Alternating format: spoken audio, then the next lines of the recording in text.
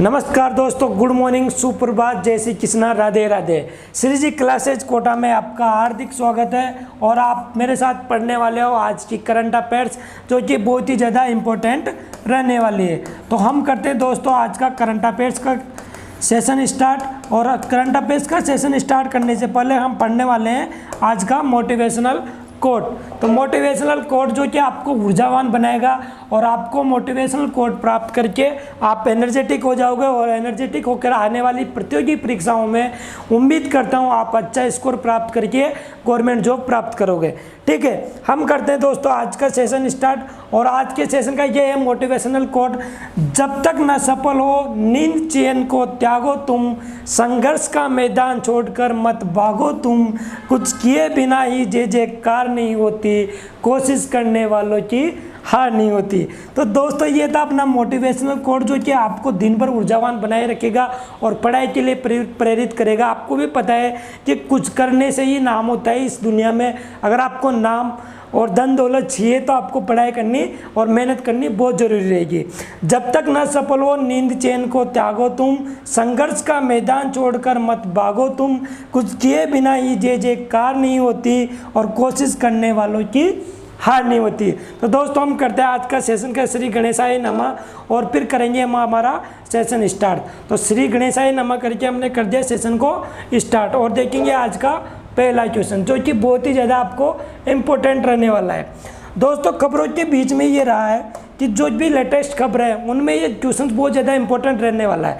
और ये क्यों रहने वाला है तो हम बात करेंगे थोड़ा सा अंतरिक्ष एजेंसी है और अंतरिक्ष एजेंसी जो की है वो है अमेरिका की, उसकी हम करने वाले हैं बात। और कैसे कैसे वैज्ञानिकों ने क्या क्या नए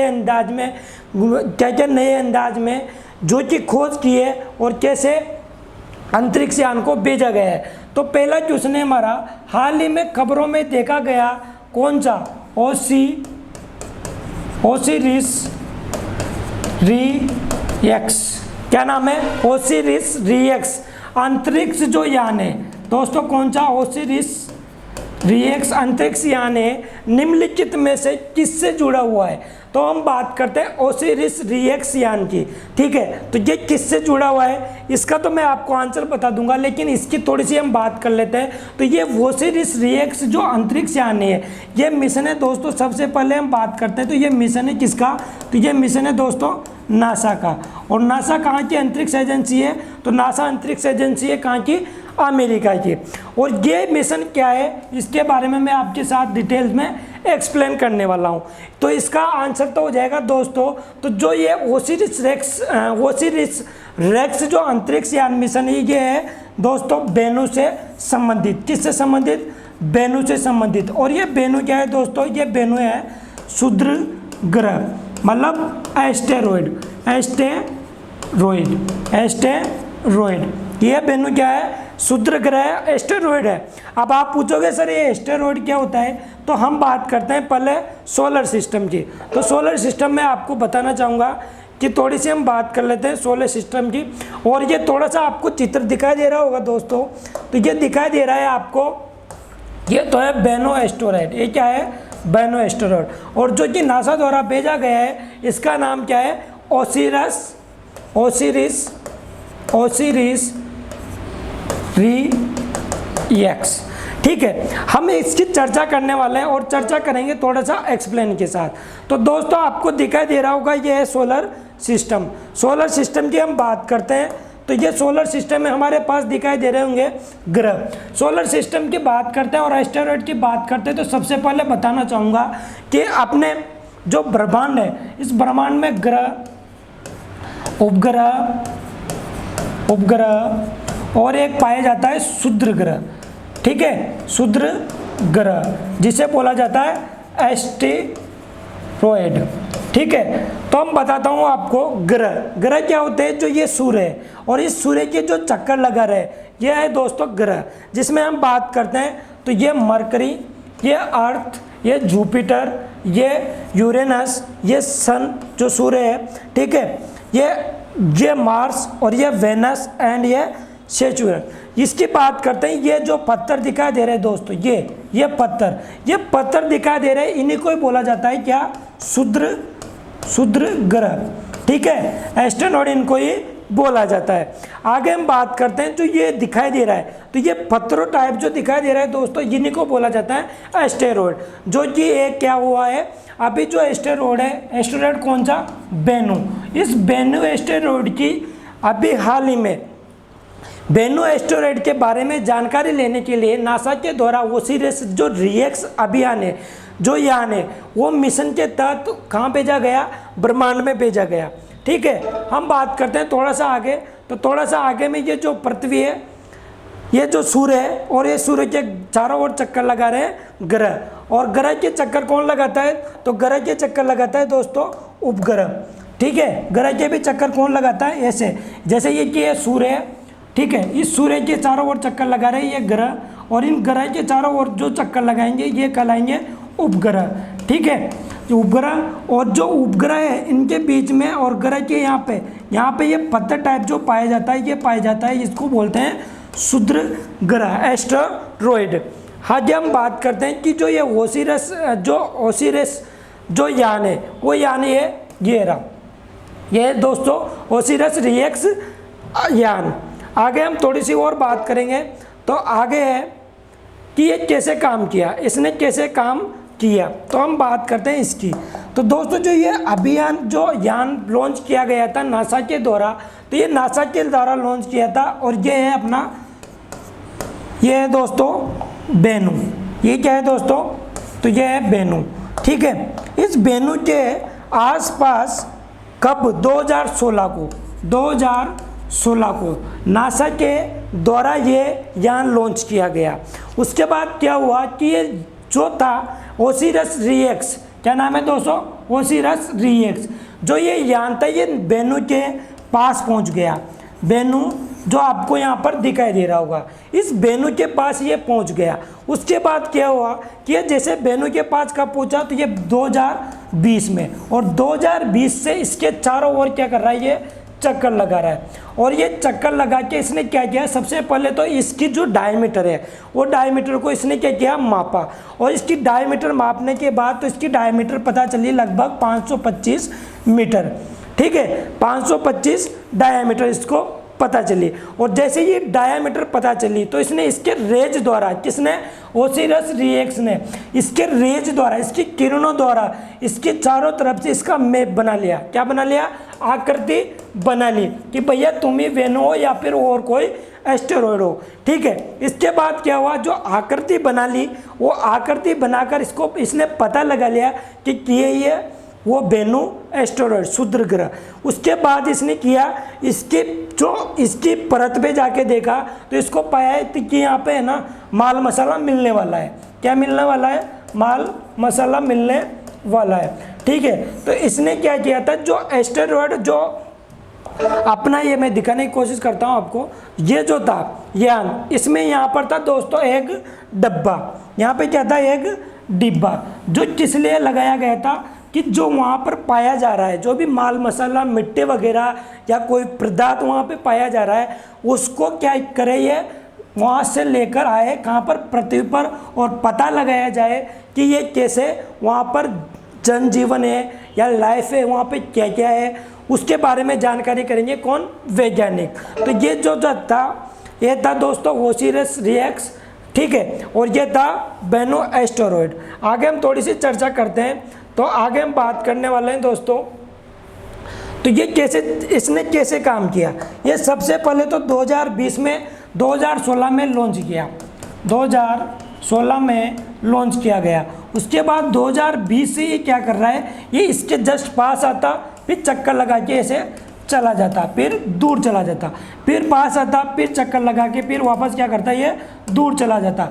और इसने एक समय पाया अभी हाल ही में, तो इसने अभी हाल ही में पाया कि 2021 में 11 मई को, कब, 11 मई को, और 11 मई 2021 को इसने क्या किया, यहाँ से जो भी था, जो भी माल मसाला इसके अंदर था, उसको लेकर इसने क्या कर दिया, इसने क्या किया, इस ओसिरिस रिएक्स ने पृथ्वी पर फेंक दिया। यह था ओसिरिस रिएक्स, जो कि इसके पास जाता, फिर दूर चला जाता, और इसने इस मशीन द्वारा, इस टेक्नोलॉजी द्वारा वहाँ से उठाया, ये जो एस्टेरॉयड है इसकी परत है और ये मशीन है जो उसमें लगाई गई थी, इसने फट दे के ऐसे उठाया और उठा करके उस डिब्बे में पैक कर दिया और डिब्बे में पैक करके ये दूर भाग गया।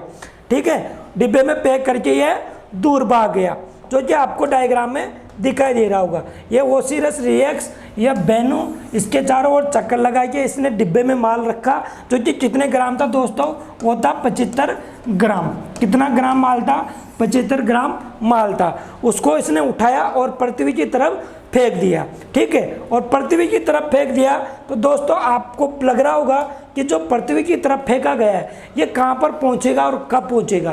तो दोस्तों ये जो 2016 में तो ये लॉन्च किया गया, 2020 में से ये चक्कर काट रहा है, 11 मई 2021 को इसने क्या कर दिया, पृथ्वी पर जो भी माल मसाला था कितने ग्राम था, 75 ग्राम, उसको क्या कर दिया, पृथ्वी पर फेंक दिया, पृथ्वी पर फेंक दिया। अब ये पृथ्वी पर इसको पहुंचने में कितना टाइम लगेगा, तो दोस्तों इसको पृथ्वी पर पहुंचने में टाइम लगेगा लगभग 1.46 बिलियन किलोमीटर। 1.46 बिलियन की ये यात्रा करेगा पृथ्वी तक पहुंचने में, और इसको लगने वाले हैं दोस्तों लगभग कितने साल, तो इसको लगने वाले हैं 2 साल। कितने साल इसको लगने वाले हैं, 2 साल। मतलब ये पृथ्वी पर कब पहुंचेगा, 2023, और 2023 में ये पहुंचेगा कहां पर होकर, मंगल की यात्रा करके। मंगल की यात्रा के बाद ये पहुंचेगा पृथ्वी पर, जो कि कहां पहुंचेगा, अमेरिका के जॉनसन सेंटर में, अमेरिका के जॉनसन सेंटर में ये इस माल को फेंक देगा।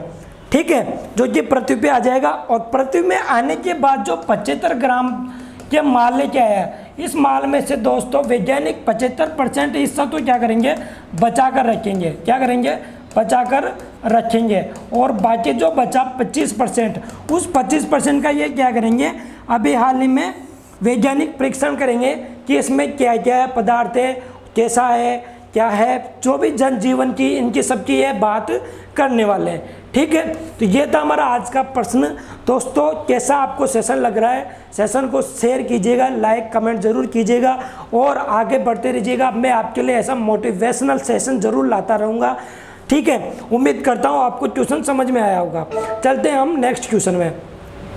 नेक्स्ट क्वेश्चन से बात करते हैं, तो इसका आंसर हो गया अपने पास दोस्तों क्षुद्र ग्रह, जो कि बेनों का अध्ययन करने के लिए भेजा गया है। किसको, ओसिरिस रिएक्स को। थोड़ा सा हम बात करते हैं सेकंड क्वेश्चन की। सेकंड क्वेश्चन है हमारे पास, किस कंपनी ने अंतर्राष्ट्रीय अंतरिक्ष स्टेशन पर प्रथम निजी अंतरिक्ष यात्री मिशन कौन सा भेजने के लिए नासा के साथ एक समझौते पर हस्ताक्षर किया है। तो अभी हाल ही में अंतर्राष्ट्रीय अंतरिक्ष स्टेशन पर प्रथम निजी अंतरिक्ष यात्री मिशन तो नासा के साथ उसने किया है। किसने किया है, ये एक्सकोर एरोस्पेस ने, जो कहाँ की कंपनी है, ये कंपनी है दोस्तों अमेरिका की। कौन सी, नासा। नासा के साथ किसने हस्ताक्षर किया है, तो ये हस्ताक्षर किया है एक्सकोर एरोस्पेस ने। ठीक है, ये एक्सकोर एरोस्पेस जो कि अंतरिक्ष यान है। ठीक है, हम चलते हैं थोड़ा सा आगे चलते हैं। हमारा नेक्स्ट क्वेश्चन है आज का 3rd नंबर का, जो कि इंडिया में, भारत में बहुत ही ज़्यादा पॉपुलर क्वेश्चन रहने वाला है आने वाले सभी एग्जाम्स के लिए। तो दोस्तों आने वाले एग्जाम्स में आपको ये क्वेश्चन देखने को अवश्य मिल सकता है। बात करते हैं 3rd क्वेश्चन की।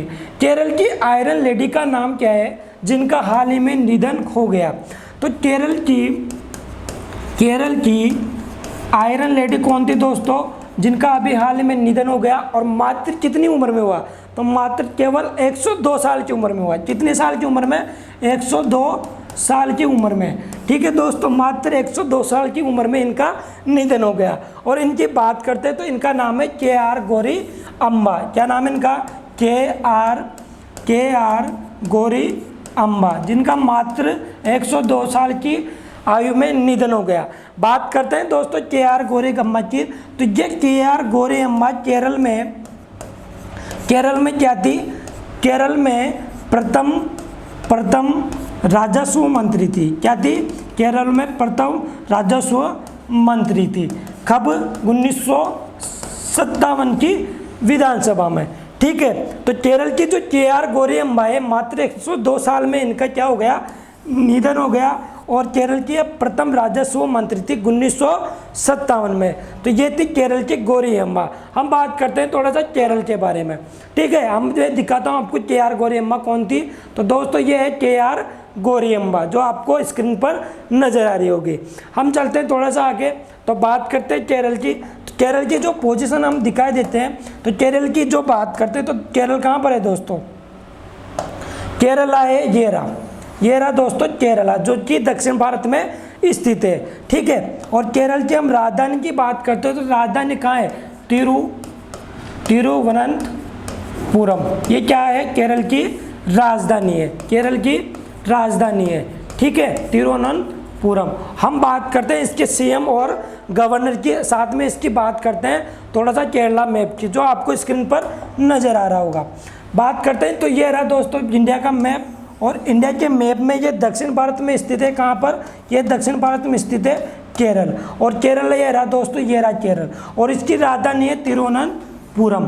क्या राजधानी इसकी, तिरुवनंतपुरम, ठीक है। हम बात करते हैं CM। तो CM अभी हाल ही में चुनाव हुए थे केरल में, और यहाँ के CM कौन बन गए, पिनराई विजयन। क्या नाम है इनका नाम है CM का, तो पिनराई विजयन।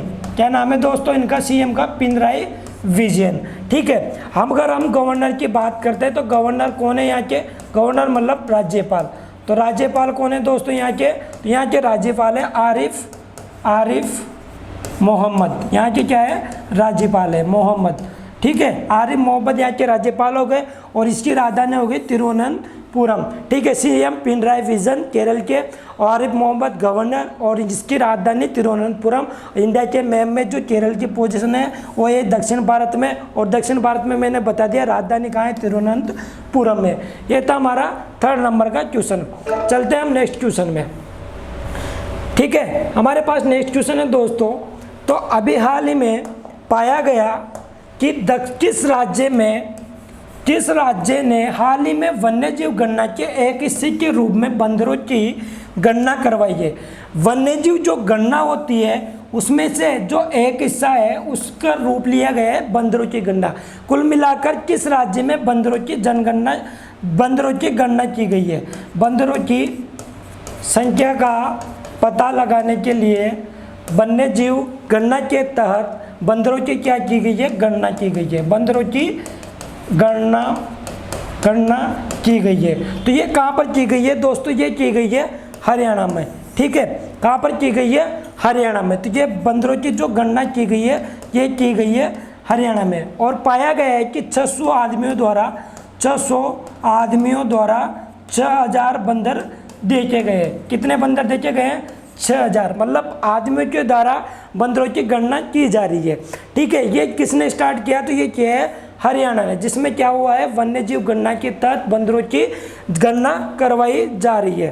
थोड़ा सा बात कर लेते हैं इसकी आगे, पहले मैं बताऊंगा हरियाणा के बारे में। एक्सप्लेनेशन की बात करते हैं, तो एक्सप्लेनेशन इसका कि अभी हाल ही में हरियाणा द्वारा वन्यजीव गणना के तहत वन्यजीव गणना 2021 के तहत बंदरों की गणना करवाई जा रही है। यह पूरी कवायद भारत की वन्यजीव गणना 2021 के तहत की गई है, ठीक है। और ये किसके द्वारा किया जा रहा है, तो भारतीय वन्यजीव संस्थान द्वारा यह गणना की जा रही है, ठीक है। और इसमें पता लगा है कि स्थानीय लोगों की भागीदारी से, ठीक है, देखी गई है, जिसके तीन दिनों में 600 लोगों द्वारा 600 बंदरों को देखा गया था। तो साथियों आपको नजर आ रहा होगा कि 3 दिनों में 600 लोगों द्वारा 6000 बंदरों को देखा गया था।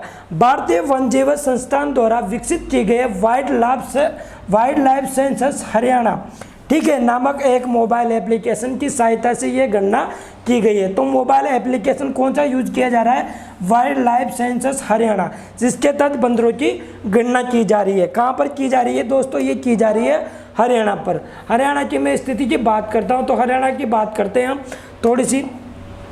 हरियाणा की हम बात करने वाले हैं, तो हरियाणा है दोस्तों,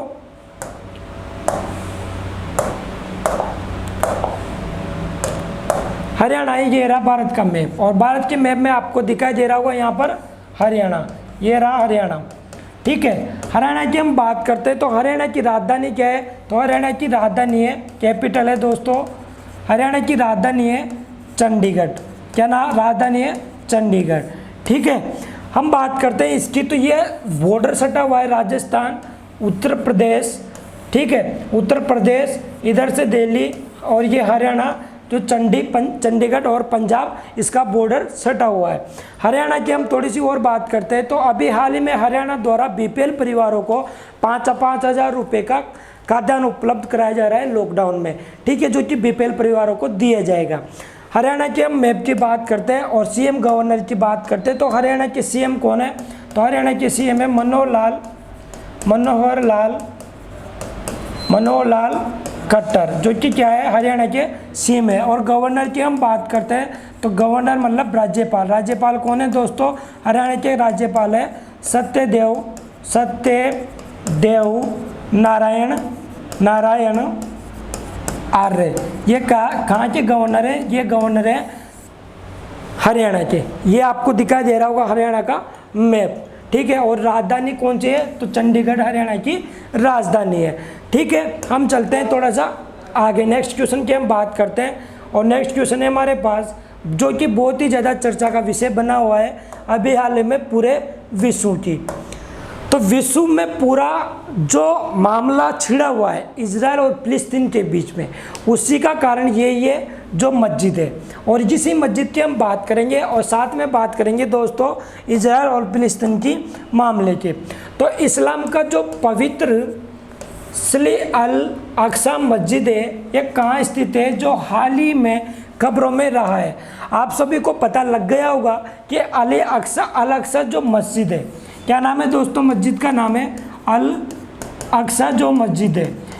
ये मस्जिद कहाँ स्थित है, तो ये मस्जिद है दोस्तों यरूशलेम इजराइल में। कहाँ पर है, यरूशलेम इजराइल में, ठीक है। ये यरूशलेम इजराइल में ये मस्जिद स्थित है, कौन सी, अल अक्सा।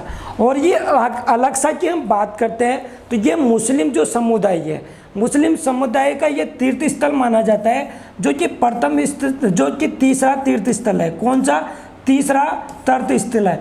दूसरे जो तीर्थ स्थल है मुस्लिम समुदाय के, वो माने जाते हैं मक्का और मदीना। और मक्का मदीना के बाद में अल अक्सा को क्या माना जाता है, तीर्थ स्थल माना जाता है, ठीक है दोस्तों। तो ये था अल अक्सा मस्जिद, जो कहाँ स्थित है, इजराइल में, यरूशलेम में। अब बात क्या हुई कि अभी हाल ही में चर्चा का विषय क्यों बना हुआ है, तो चर्चा का विषय बनने का कारण हम जानते हैं थोड़ा सा। तो हम बात करते हैं कि जो इनका पवित्र ग्रंथ है, ठीक है, ये पवित्र जो जगह है वो अल अक्सा मस्जिद है, किसकी, मुस्लिम समुदाय की। किसके बाद, इसके बाद मक्का और मदीना के बाद, ठीक है। अब यहाँ पर छिड़ गया दोस्तों इजराइल और फिलिस्तीन का संघर्ष। और इस इजराइल फिलिस्तीन के जो संघर्ष हो रहा है, वो संघर्ष हो रहा है किसके कारण, इस अल अक्सा मस्जिद के कारण, जो कि आपको दिखाई दे रही है। ये दोस्तों अल अक्सा मस्जिद, अल अक्सा मस्जिद, ठीक है, जो कहाँ स्थित है, यरूशलेम में स्थित है। अब बात करते हैं यरूशलेम में जो स्थित है अल अक्सा मस्जिद।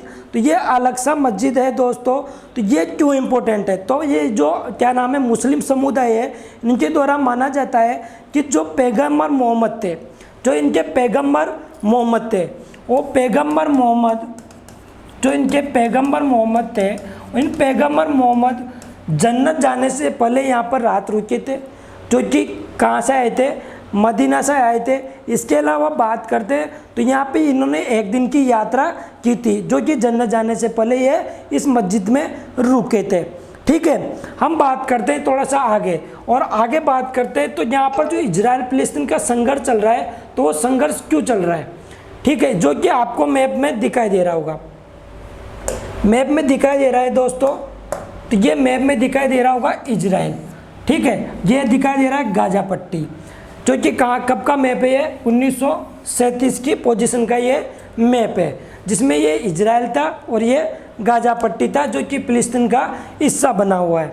अब बात करते हैं कि इनके बीच में संघर्ष क्यों हुआ। तो संघर्ष इसलिए हुआ दोस्तों, तो हम बात करेंगे कि 12 अप्रैल को, कब, 12 अप्रैल 2021 को, 12 अप्रैल 2021 को क्या हुआ कि जो इजराइल के द्वारा जो ये अल अक्सा मस्जिद है, यरूशलेम में। ये दोस्तों यहाँ पर आते हैं फिलिस्तीनी। कौन आते हैं? फिलिस्तीनी, जो क्या पढ़ने आते हैं? नमाज पढ़ने आते हैं। और यहाँ पे हज़ारों की संख्या में लोग क्या पढ़ते हैं? नमाज पढ़ते हैं। ठीक है, अब 12 अप्रैल की बात करते हो तो यहाँ पर जो ये पुलिस के द्वारा बैरिकेड्स लगा दिए गए। बैरिकेड्स लगा दिए, क्यों लगा दिए? क्योंकि रमज़ान महीने में हज़ारों जो मुस्लिम समुदाय के लोग थे, यहूदी लोग थे, वो यहाँ पर आने वाले थे नमाज पढ़ने के लिए। ठीक है, तो ये थी पहली बात। दूसरी बात थी कि जो यहाँ पर जो गाजा पट्टी है, यहाँ पर पाया जाता है कौन सा संगठन? तो यहाँ पे पाया जाता है हमास संगठन। कौन सा? हमास संगठन, जो कि एक आतंकवादी संगठन के नाम से जाना जाता है। आतंकवादी संगठन के नाम से जाना जाता है। इसमें लगभग कितने दोस्तों? तो इसमें लगभग 20,000 नौजवान शामिल है। ठीक है, जो कि कहाँ के हैं? तो ये शामिल है किसके? फिलिस्तीनी, जो कि फिलिस्तीनी है वो शामिल है। वो शामिल क्यों है? क्योंकि ये जो इजराइल है, ये इजराइल का जो मैप बना है, तो ये इजराइल का मैप कैसे बना है दोस्तों? तो इजराइल का मैप की हम बात करते हैं। मैंने आपको 1937 की बात की, हम बात करते हैं 1946 की। तो 1946 में जो आपको दिखाई दे रहा है ये मैप दिखाई दे रहा है, तो ये 1946 में स्थिति किसकी थी? फिलिस्तीन की थी। किसकी थी? फिलिस्तीन की थी। जो कि 1947 में क्या पोजीशन हो गई फिलिस्तीन की? जो ये ग्रीन दिखाई दे रहा है दोस्तों, ठीक है, ये फिलिस्तीन की स्थिति थी। अब बाद में बात करते हैं, तो ये जो देश दोस्तों ये वाइट है, ये तो है इजराइल की पोजीशन, और जो ये ग्रीन है ये किसकी पोजीशन है? तो ये है फिलिस्तीन की पोजीशन। यह था फिलिस्तीन का मैप और यह था इजराइल का मैप। 1946 में ये था, और इजराइल ने कब्जा करके 1947 में ये ग्रीन आ गया हिस्सा इजराइल के कब्जे में। फिर 1949 से 1967 की हम बात करते हैं। ठीक है, एक सेकेंड।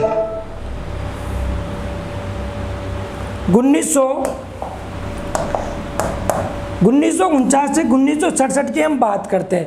तो जो ग्रीन जो हिस्सा है, ठीक है, ये ग्रीन हिस्सा खत्म होने लगता है धीरे धीरे, और धीरे जो खत्म होकर ये ग्रीन हिस्सा इतना सा बच जाता है। कब? 1949 से 1967 के बीच। और बात करते हैं अभी प्रेजेंट टाइम की। तो प्रेजेंट टाइम में जो फिलिस्तीन है, वो फिलिस्तीन किस में कन्वर्ट हो गया? तो फिलिस्तीन कन्वर्ट हो गया इजराइल में, मतलब इजराइल के ये कब्जे में आ चुका है। जो अल-अक्सा मस्जिद है, वो अल-अक्सा मस्जिद है यरूशलेम में स्थित है, जो इजराइल के कब्जे में, ठीक है, इजराइल के क्षेत्र में पड़ता है। और ये जो दिखाई दे रहा है ये दोस्तों, ये जो हिस्सा है, ये हिस्सा है किसका?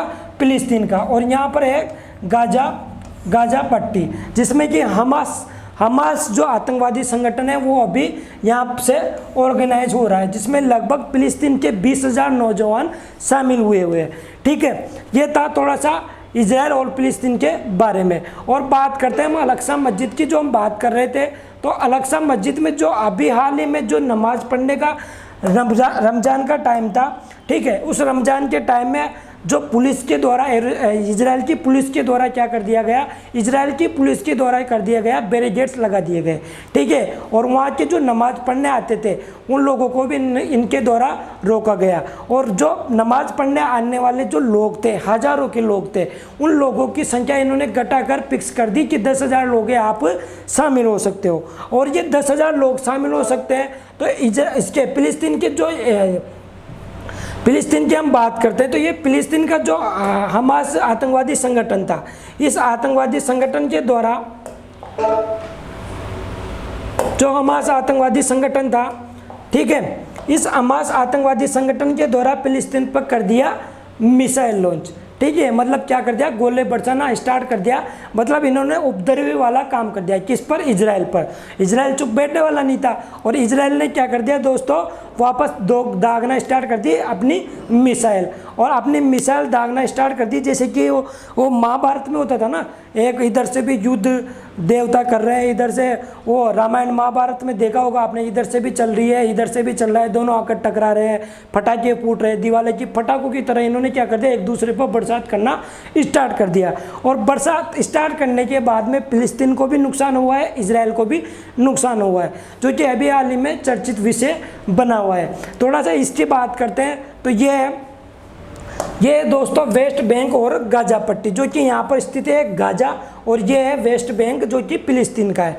ठीक है, ये वेस्ट बैंक और फिलिस्तीन का, ये आपको वर्तमान की वर्तमान की स्थिति नज़र आ रही होगी। और 1937 की मैंने स्थिति बताई थी कि कौन सा फिलिस्तीन का हिस्सा था और कौन सा इजराइल का हिस्सा था, जो कि इजराइल ने अपने क्षेत्र में ले लिया। ठीक है दोस्तों, ये रहा इजराइल का मैप। ठीक है, ये इजराइल का मैप है, आपको नज़र में आ रहा होगा। और ये था दोस्तों इधर फिलिस्तीन, ये इजराइल इधर है और ये है फिलिस्तीन। ठीक है, और फिलिस्तीन का ये है दोस्तों गाजा पट्टी, जहाँ पर हमास नाम का आतंकवादी संगठन एक्टिव है। और इसी के द्वारा इजराइल पर गोले दागे गए, और गोले दागे गए तो इजराइल के द्वारा भी वापस इसका जवाब दिया गया।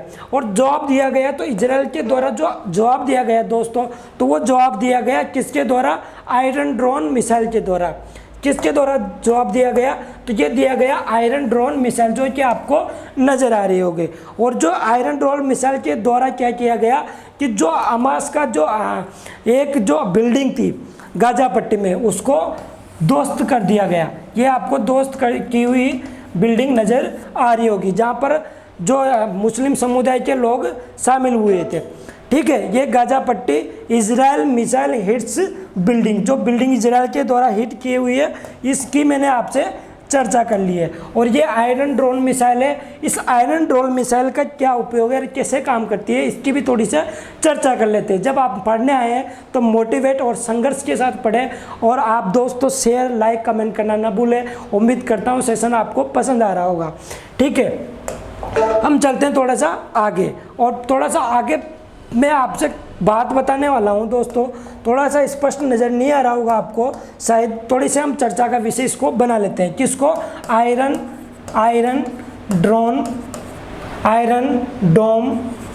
डोम मिसाइल को। ठीक है, ये आयरन डोम मिसाइल जो है ये कैसे काम करती है, थोड़ा सा इसके बारे में मैं आपको बता देता हूँ। ठीक है, आयरन डोम मिसाइल, तो यहाँ पर आपको दिखाई दे रहा होगा, हाउ आयरन डोम वर्क्स। ठीक है, हम बात करते हैं थोड़ा सा, जैसे कि आपको ये डायग्राम से थोड़ा सा समझ में आ रहा होगा। ठीक है, हम बात करते हैं कि जो इजराइल के आयरन डोम मिसाइल है ये कैसे काम करती है। तो आयरन डोम मिसाइल काम करती है दोस्तों, सबसे पहले तो जैसे किसी भी विपक्ष के द्वारा या किसी भी ऐसे देश के द्वारा, जैसे फिलिस्तीन के द्वारा किस पे गोले दागे जा रहे हैं? इजराइल पे दागे जा रहे हैं। तो इजराइल फिलिस्तीन के द्वारा इजराइल पे गोले दागे जा रहे हैं।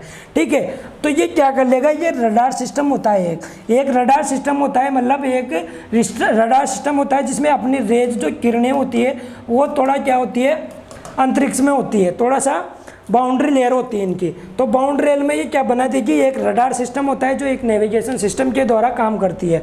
ठीक है, ये रडार सिस्टम क्या करती है कि जो लॉन्चर होता है, ठीक है, जो लॉन्चर होता है और जो कार्य करता है कंप्यूटर सिस्टम, इसके पास ये क्या कर देता है कि रडार सिस्टम के द्वारा इनको बता दिया जाता है कि इतने किलोमीटर के क्षेत्र में, जितने किलोमीटर क्षेत्र में ये काम करता है, जिस तरफ से, जिस दिशा से गोले दागे जा रहे हैं। ठीक है, इस गोलों को ये क्या कर देगा, इस मिसाइल के लॉन्चर जो कंप्यूटर सिस्टम है इसको बता देगा कि इतने किलोमीटर से गोले अपनी तरफ आ रहे हैं। और ये क्या करेगा, ये करेगा कंप्यूटर सिस्टम के पास भेज देगा।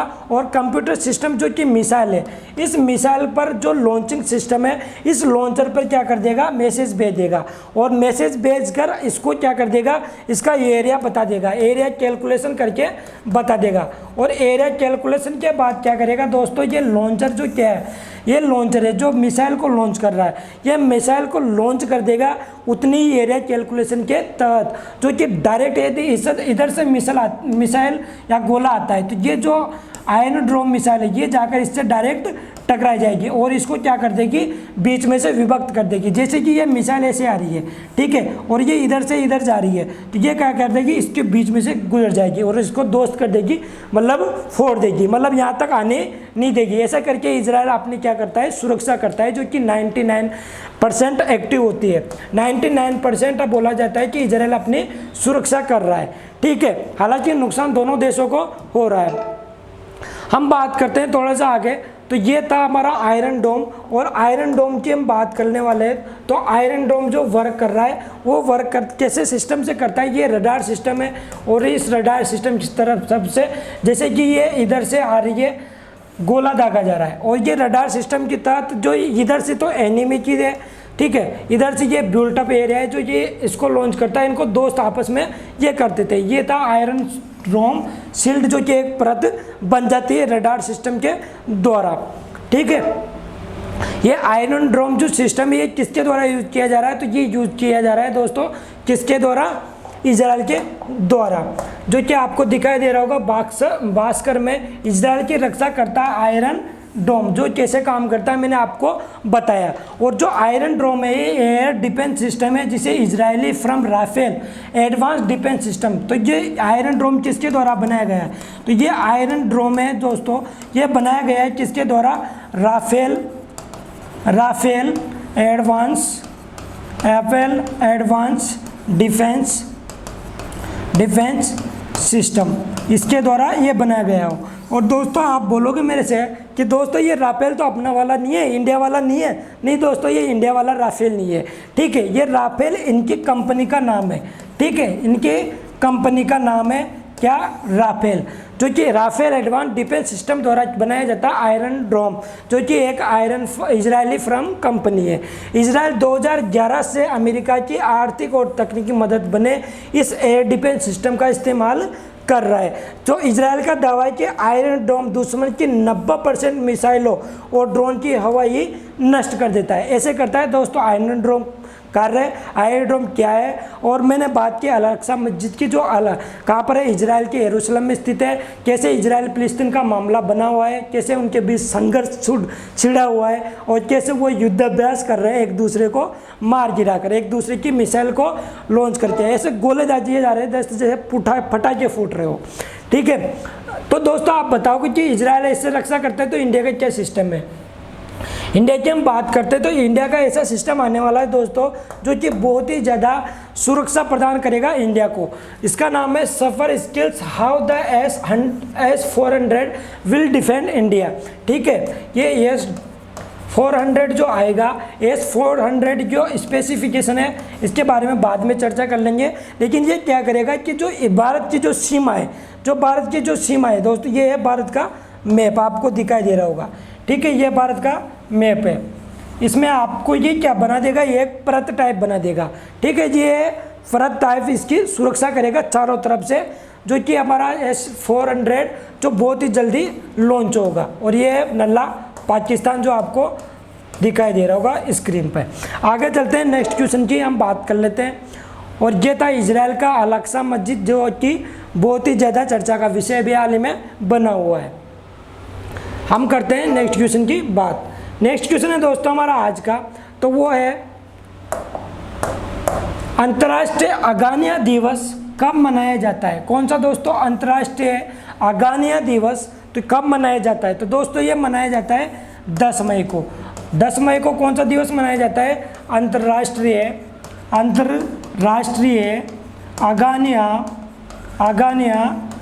अगानिया दिवस, ये मनाया जाता है दोस्तों 10 मई को। क्यों मनाया जाता है दोस्तों, तो ये एक वृक्ष का नाम है, क्या नाम है, वृक्ष का नाम है दोस्तों आर्गन वृक्ष, ठीक है। और आर्गन वृक्ष जो है उसका वैज्ञानिक नाम है आर्गेनिक स्पिनोसा। क्या नाम है, वैज्ञानिक नाम है दोस्तों, तो वैज्ञानिक नाम है आर्गेनिक स्पिनोसा, ठीक है। इसका ये वैज्ञानिक नाम है, इसी के नाम पे इसका नाम पड़ गया अगानिया। और ये अगानिया जो दिवस है ये मनाया जाता है किसके द्वारा घोषित किया गया, तो 2021 में पहली बार किसके द्वारा घोषित किया गया, तो ये 2021 में पहली बार घोषित किया गया UN के द्वारा, संयुक्त राष्ट्र के द्वारा, जिसकी स्थापना हुई थी 24 अक्टूबर 1945 को, ठीक है। UN की स्थापना हुई थी 24 अक्टूबर 1945 को। और इसके हेडक्वार्टर की हम बात करते हैं तो कहाँ पर स्थित है दोस्तों, न्यूयॉर्क में। कहाँ पर है, न्यूयॉर्क में इसका हेडक्वार्टर है। तो अंतर्राष्ट्रीय अगानिया दिवस कब मनाया जाता है, तो अंतर्राष्ट्रीय अगानिया दिवस मनाया जाता है दोस्तों 10 मई को। क्यों मनाया जाता है, जो कि एक वृक्ष है ऑर्गन, इसके नाम पर इसका नाम पड़ा है, ठीक है। ये वैज्ञानिक नाम क्या है इसका, आर्गेनिक स्पिनोसा। और ये किसके द्वारा मनाया गया है, तो ये घोषित किया गया है UN के द्वारा, जिसकी स्थापना 24 अक्टूबर 1945 को हुई है। और 2021 में पहली बार इसको मनाया जाना लगा है, ठीक है। ये दोस्तों यूनाइटेड नेशन, जिसके बारे में मैंने अभी हाल ही में चर्चा की है आपसे। हम बात करते हैं महत्वपूर्ण डेज की, जो कि हमारे मई मंथ के दोस्तों। इंपॉर्टेंट रहने वाला जो क्वेश्चन रहता है वो रहता है डेज का, जो कि 1 नंबर का आपसे किसी भी प्रतियोगी परीक्षा में पूछा जाता है। और उम्मीद करता हूँ इस क्वेश्चन में आप थोड़ा सा ध्यान दोगे। ऐसा नहीं कि आप निकल जाओ कि आज विश्व अंतर्राष्ट्रीय गणित दिवस क्या होता है, ऐसे बात नहीं करनी, ठीक है। हम बात करते हैं मई मंथ के इम्पोर्टेंट डेज की। तो आप करते हैं 1 मई की बात। तो 1 मई को मनाया जाता है इंटरनेशनल लेबर डे, मतलब इंटरनेशनल श्रमिक दिवस। श्रमिक दिवस कब मनाया जाता है? तो 1 मई को मनाया जाता है, ठीक है। विश्व हास्य दिवस, विश्व हास्य दिवस और विश्व प्रेस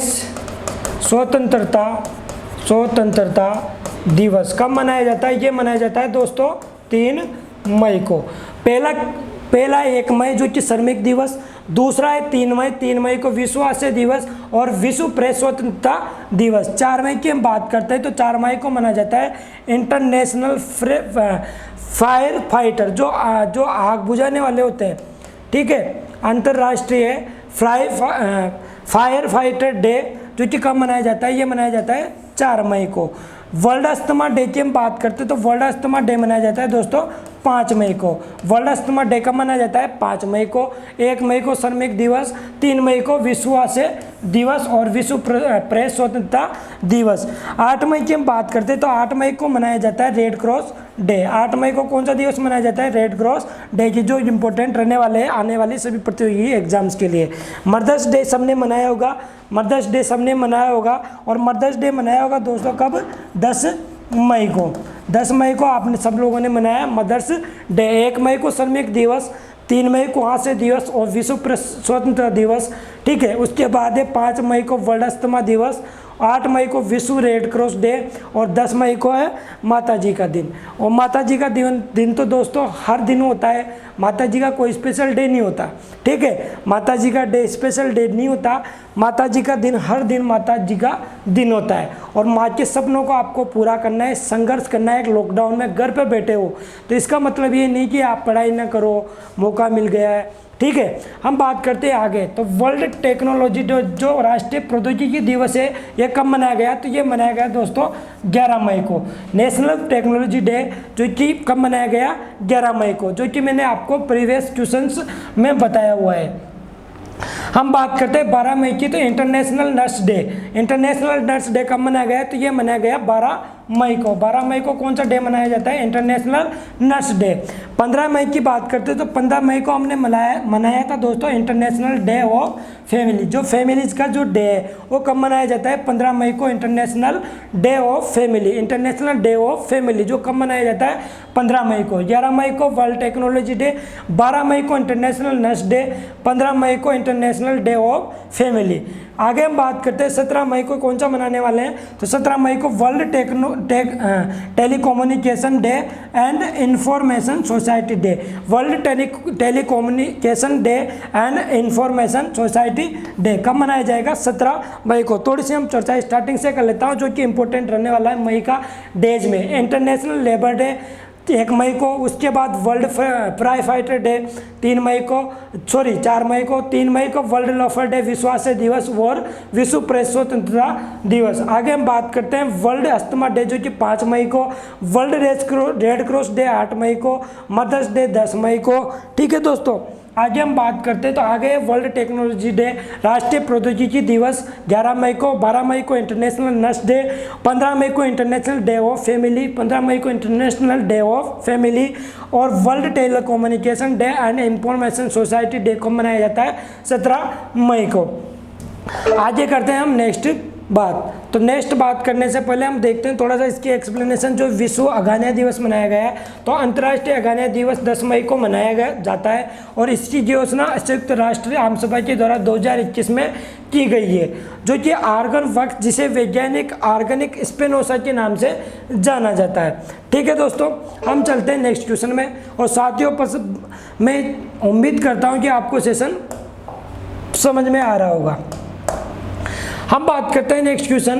कौन सा मंत्रालय PLI योजना उन्नत रासायनिक एसएससी ACC बैटरी भंडारण पर राष्ट्रीय कार्यक्रम के कार्यान्वयन का पर्यवेक्षण करेगा।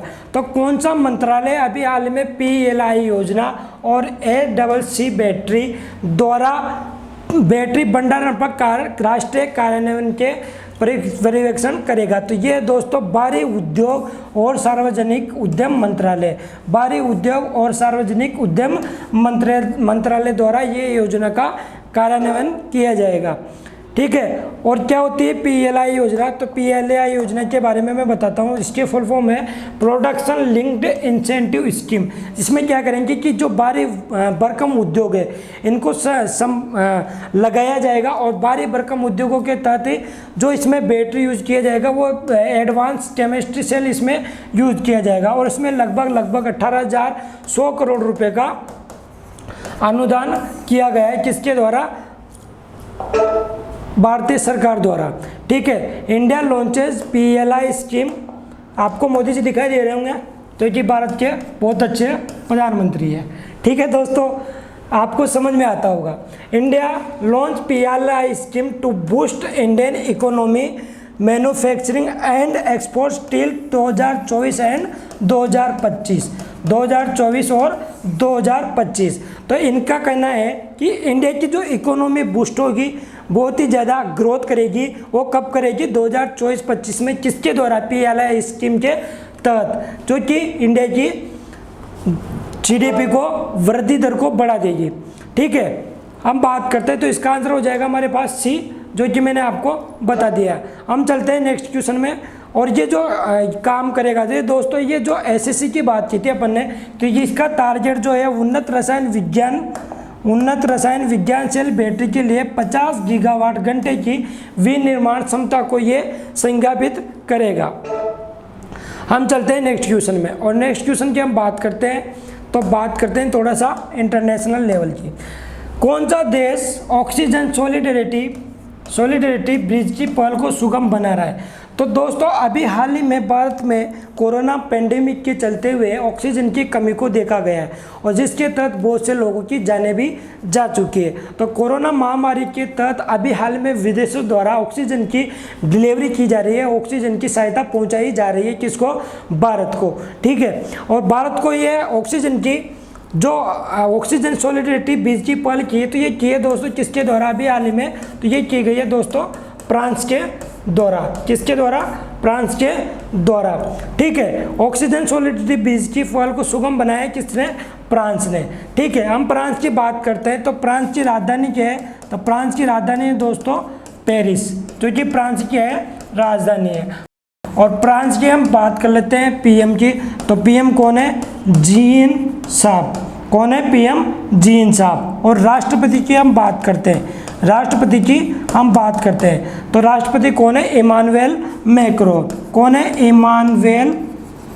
इमानुएल मैक्रोन, जो कि कहाँ के राष्ट्रपति है? ये राष्ट्रपति है फ्रांस के। राष्ट्रपति फ्रांस की राजधानी पेरिस, और पेरिस के यहाँ के जो प्रधानमंत्री जीन साहब, और राष्ट्रपति इमानुएल मैक्रोन, जो कि अभी मैं आपको बताऊंगा मोदी जी के साथ।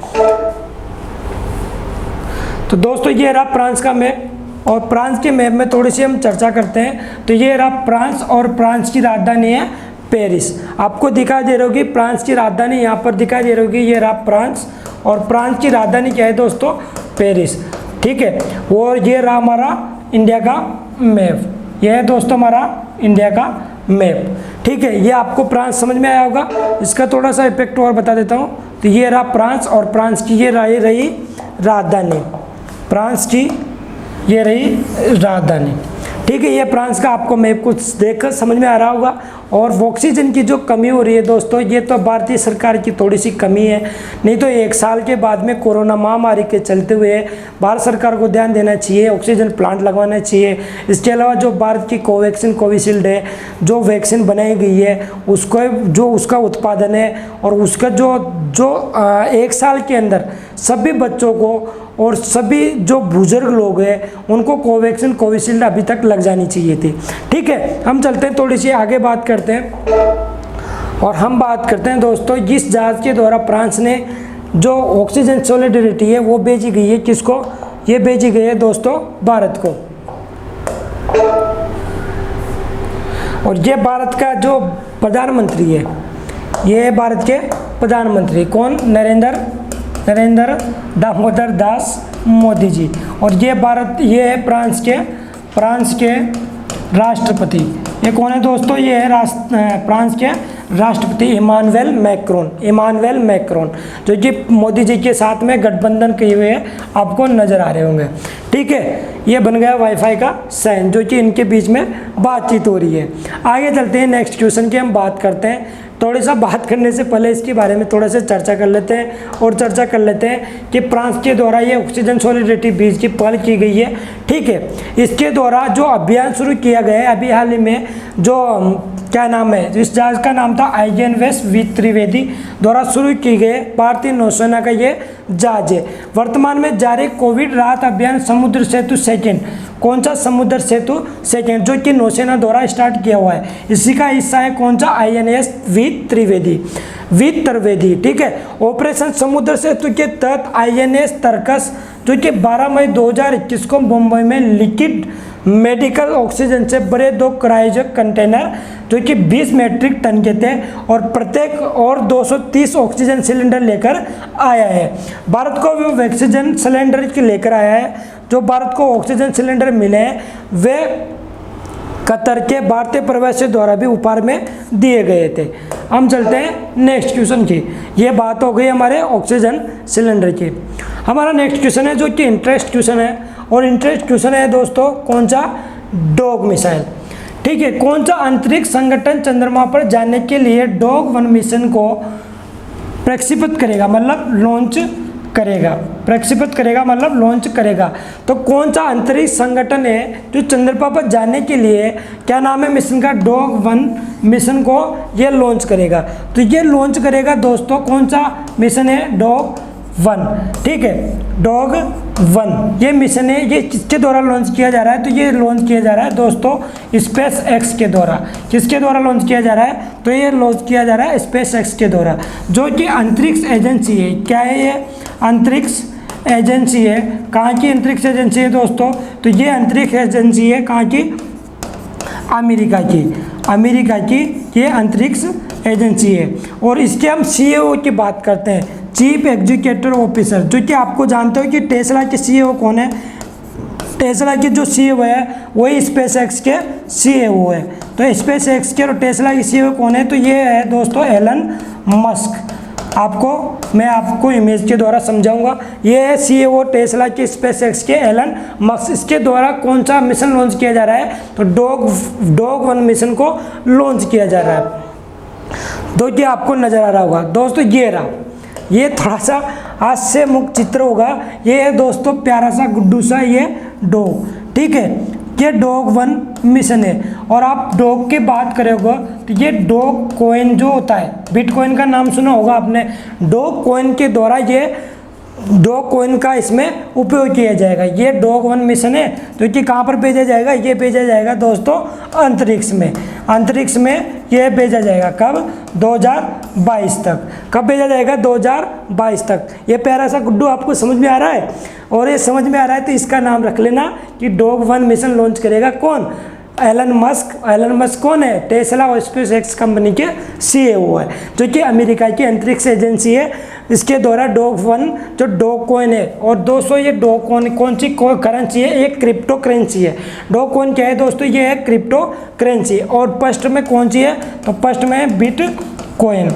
ठीक है, बिटकॉइन ये क्रिप्टो करेंसी का नाम है, जो कि एलन मस्क द्वारा अंतरिक्ष जो ये मिशन है जिसका नाम है डॉग 1, ये क्या करेगा, ये लॉन्च करेगा 2022 में, जो कि अमेरिका की अंतरिक्ष एजेंसी है। मैं बता दूं आपको, तो ये रहा दोस्तों, वाह क्या इमेज है। ये है दोस्तों एलन मस्क। कौन है, एलन मस्क। और ये है प्यारा सा वाह। ठीक है, हम चलते हैं थोड़ा सा आगे। हम आगे बात करने वाले हैं आज के क्वेश्चंस की। तो इसके पहले इसकी बात करते हैं थोड़ी सी चर्चा, और इसकी बात करते हैं हम कि जो ये एलन मस्क के द्वारा चंद्रमा के लिए डॉग DOGE और मिशन का स्पेस एक्स जो एलन मस्क की कंपनी के द्वारा प्रक्षेपित किया जाएगा, लॉन्च किया जाएगा, जिसमें एक उपग्रह को चंद्रमा पर भेजा जाएगा। इस मिशन को पूरी तरह से क्रिप्टो करेंसी डोज कॉइन, क्या नाम है मैंने आपको बताया, क्रिप्टो करेंसी डोज कॉइन, ठीक है, द्वारा वित्त घोषित किया जाएगा। और इसका नेतृत्व कनाडा की कंपनी जियोमेट्रिक एनर्जी कॉर्पोरेशन द्वारा किया जाएगा। तो इसका जो नेतृत्व कौन करेगा, तो इसका नेतृत्व करेगा दोस्तों कनाडा। और कनाडा की कौन सी कंपनी करेगी, जियोमेट्रिक एनर्जी कॉर्पोरेशन, इसके द्वारा इसका नेतृत्व किया जाएगा। और जो मिशन की शुरुआत है ये 2022 की पहली तिमाही में होने वाली है। कब होने वाली है, 2022 की पहली तिमाही को होने वाली है, ठीक है। स्पेस एक्स के बारे में, स्पेस एक्स 2022 में जो इसके CEO है 2022 में एलन मस्क द्वारा की गई है। और इसका जो मुख्यालय है वो कहाँ है, कैलिफोर्निया संयुक्त राज्य अमेरिका में इसका मुख्यालय, किसका, इसका स्पेस एक्स का, कैलिफोर्निया संयुक्त राज्य अमेरिका में इसका जो है वो मुख्यालय स्थित है। हम चलते हैं नेक्स्ट क्वेश्चन में। हम नेक्स्ट क्वेश्चन की हम बात करते हैं। तो अभी हाल ही में जो आर्टिफिशियल इंटेलिजेंस सिस्टम लागू किया गया है, AI मतलब आर्टिफिशियल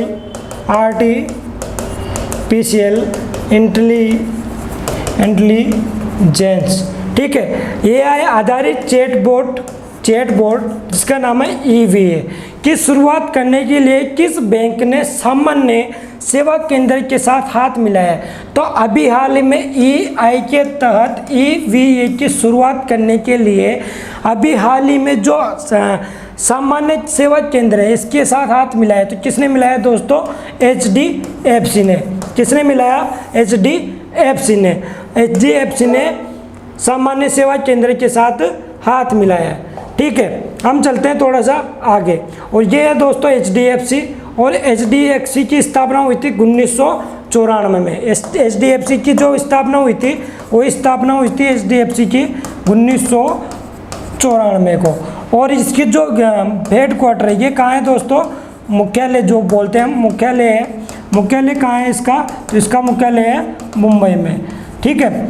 और इसके जो CEO है, ये CEO कौन है, तो इसके CEO है शशिधर जगदीशन किसके CEO है, HDFC के। HDFC का 1994 में स्थापना, हेडक्वार्टर बम्बई, और शशिधर जगदीशन इसके CEO है। ये HDFC के द्वारा जो EVA लॉन्च किया गया है, इलेक्ट्रॉनिक वर्चुअल असिस्टेंट, जो एक नेट बैंकिंग सिस्टम है EVA, जो HDFC के द्वारा पहली बार लॉन्च किया गया है, जो चैटबॉट है आर्टिफिशियल इंटेलिजेंस के तहत। तो ये क्या करेगा, जो ग्रामीण इलाकों में जो नागरिक रहते हैं उनको क्या करेगा, ये ऑनलाइन सिस्टम से जोड़ेगा और HDFC के प्रति जागरूकता फैलाएगा कि HDFC के प्रति आप जुड़ो और आपका अच्छा सा बैंक अकाउंट किस में खोलो, HDFC में खोलो, हम आपकी सेवा करेंगे इसके तहत, ठीक है। तो ये किया है किसने, HDFC ने। HDFC housing development finance corporation bank AI आधारित आर्टिफिशियल इंटेलिजेंस के आधारित चैटबॉट EVA की शुरुआत करने के लिए सामान्य सेवा केंद्र के साथ हाथ मिला लिया है। और चैटबॉट की शुरुआत होने से ग्रामीण और दूर दराज के जो क्षेत्रों में ग्रामीण स्तर की जो उद्यमी है उनको बैंकिंग सेवाओं की पेशकश करने में मदद मिलेगी। और चैटबॉट की CSC के तहत डिजिटल सेवा पोर्टल पर शुरू किया गया है। ये चैटबॉट HDFC बैंक द्वारा पेश किए गए विभिन्न उत्पादों और सेवाओं के बारे में जानकारी प्रदान करेगा, जैसा कि मैंने आपको बताया। हम चलते हैं नेक्स्ट क्वेश्चन में, और नेक्स्ट क्वेश्चन में हम बात करते हैं, नेक्स्ट क्वेश्चन है हमारा, कौन सा संगठन व्यवसायिक जिम्मेदारी तथा स्थिरता रिपोर्ट BRSR, कौन सा संगठन व्यवसायिक जिम्मेदारी तथा स्थिरता रिपोर्ट BRSR जारी करेगा। तो ये दोस्तों अभी हाल ही में जारी करेगा कौन, सेबी। कौन करेगा ये, SEBI, security exchange board of India, security exchange board of India. और इसकी हम बात करते हैं तो 1988 में ही एक्ट आया और 1992 में इसकी फाउंडेड हुआ या घोषणा हुई, ठीक है। तो इसका जो व्यवसायिक जिम्मेदारी तथा स्थिति रिपोर्ट BRSR जो कि जारी कौन करेगा, सेबी करेगा। और सेबी की हम बात कर लेते हैं। तो सभी के जो है ये सेबी के क्या है, अध्यक्ष है, और इनका नाम क्या है दोस्तों, अजय त्यागी। इनका क्या नाम है, ये सेबी के अध्यक्ष है और इनका नाम है दोस्तों, ये थे फॉर्मर ये थे IAS, और ये जो सेबी के अध्यक्ष है वर्तमान में, इनका नाम क्या है दोस्तों, इनका नाम है अजय त्यागी। क्या नाम है दोस्तों इनका, अजय त्यागी, जो भारतीय प्रतिभूति और विनिमय बोर्ड है, security exchange and board of India, ये है सेबी के। तो इसकी हम बात कर लिए दोस्तों। ये फॉर्मेट हुआ 1988 और 12 अप्रैल 1992 में इसका स्थापना हुई, ठीक है। एक था 1988 का और 1992 में इसकी स्थापना हुई।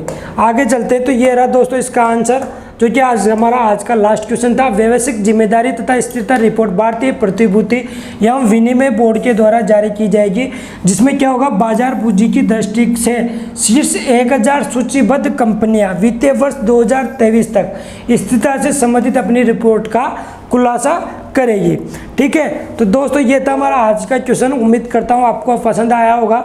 और जो मैं करंट अफेयर्स की क्वेश्चन से लेकर आ रहा हूँ दोस्तों, ये बहुत ज़्यादा इंपॉर्टेंट रहने वाला है आगामी प्रतियोगी परीक्षाओं के लिए। और आगामी जो प्रतियोगी परीक्षा रहेगी, तो दोस्तों ये प्रतियोगी जो परीक्षाएँ रहेगी आपकी, उसमें बहुत ज़्यादा क्वेश्चन मैं लेकर आया था। जो आज का सेशन रहा है, इसमें बैंक और अंतरिक्ष एजेंसी के बारे में, साथ ही अलास्का जो मस्जिद है इजराइल और फिलिस्तीन के साथ, और हम बात की हमने इसकी बेनो एस्टेरॉयड की।